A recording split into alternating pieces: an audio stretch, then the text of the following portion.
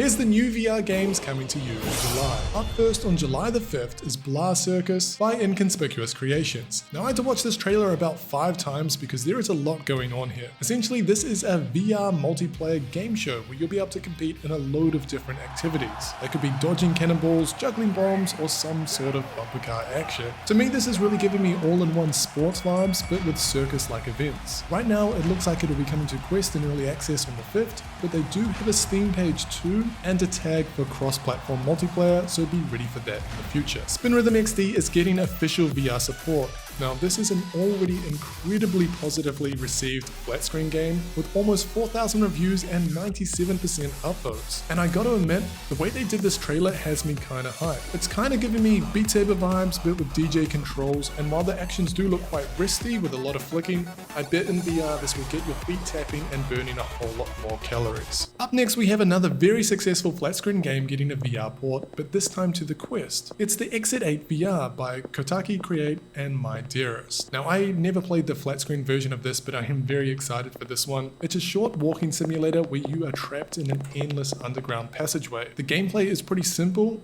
You observe your surroundings and carefully need to reach the Exit 8. Make sure you don't overlook any anomalies, because if you do find one, you need to turn back immediately. But if you don't, then you make sure you continue. Now most people seem to finish this game in around an hour or two and have a great time. I plan on going in completely blind into this and will probably be a day one purchase for me since it's only $5. The Infinite Inside is coming to PCVR, Pico, PSVR 2, Quest, and even those rich boys rocking an Apple Vision Pro. Early access looks really positive on the Quest, and it has an almost perfect 5 stars with 100 reviews. The premise of this puzzle game is an artifact known as the Plinth has mysteriously materialized in your home, and it opens a portal into a tranquil, dreamlike world filled with impossible architecture and hidden secrets waiting to be discovered. Now you'll be guided by echoes of past explorers, and you'll have to collect shards, solve 3D puzzles, and assemble keys to unlock the mysteries of a secret society committed to maintaining the balance of order and chaos. It uses room scale gameplay for both mixed and virtual reality, as hand tracking and deep storytelling with 5 different worlds to explore. Now puzzle games aren't normally my thing, but this one does look really cool. Only thing I'm debating now is if I should get it on Quest and play it in mixed reality, or go for the PCVR version to crank up the graphics, but play it in VR. Let me know what you guys are thinking. StellarPlans is a VR single-player survival shooter developed by Universe Ocean. Here you take on the role as a human outsider or an indigenous Warcraft creature. Now regardless of which faction you choose, you will encounter rich exploration and interaction. You'll be armed with advanced tech and lethal weapons, and you'll have to fight human armies, mechanical units, beasts, and extraterrestrial foes. From what I can tell, this is their first VR game, and the trailer and the different worlds and environments do look very impressive in the gameplay demo. Now if you're not sure if it's going to be your thing, they do have a free demo to get your teeth into right now. Swarm 2 is coming to PCVR and has already been out on the Quest for a little while now. I had a pretty good time with it on my Quest 3, so anyone that was waiting for the PCVR version will be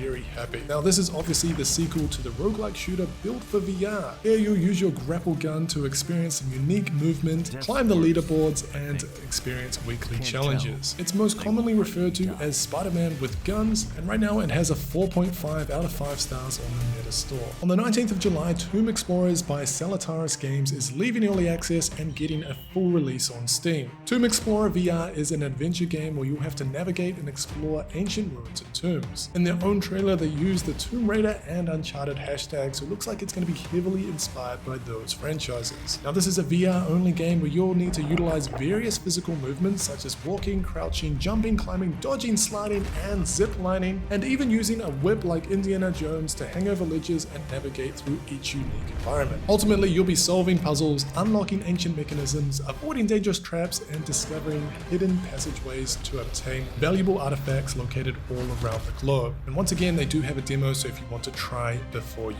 buy. Now Thrasher is coming to Quest, PCVR, and the Apple Vision Pro. Now this is the mind-melting arcade action odyssey from the artist and composer of the cult hit Thumper. This will be available on July the 25th. Here, with the wave of your hand, you guide a giant space eel through a breathtaking and unsettling landscapes. You have to swoop, dash, and thrash to defeat wild bosses in the ultimate race for survival. For me, this is going to be a wish list, but I'm going to wait and see how this one turns out. The final game with an official date is Bocce Bocce Simulator. I don't know how to say that, but it's coming to PSVR 2 on the 31st of July. Now this game has been around since 2020 and has had a pretty mixed reception with just a handful of reviews on each platform. People often complaining that it looks and feels very much like a demo and not a filled game. So yeah, I'm not sure about this one. I guess if you're a Bocce enthusiast, then why not? It's only like $4 anyway. Now there are 4 other games to get through coming sometime in July, but with no official release date. The first one is Stabby on Quest, and this is an intense multiplayer assassin game. The whole idea that you stab everything. So if you want to scale walls or do some parkour across the city, stab. You want to reveal your targets and drop from rooftops to eliminate them, stab. Here up to 6 players in a lobby can compete to see who is the best stabber, and you'll have a fully articulated avatar and can customize to your liking. Now, I think the biggest benefit of this is the 3 multiplayer game modes. Each one has a different playstyle, encouraging players to adapt on the fly. They have Classic, King of the Hole, and Stab Tag. Now this is very much giving me Gorilla Tag vibes, but a whole lot more bloody. The Utility Room by Lionel Marsden is coming to PSVR 2 sometime in July. Now this is already out on PCVR and has very positive reviews. It is a unique VR experience, and unlike traditional VR games, it's a strange journey set in a vast rocky world. You'll explore megalithic environments and feel dwarfed by the scale and face a dangerous, indifferent universe. There's a mix of teleportation, smooth locomotion, and a unique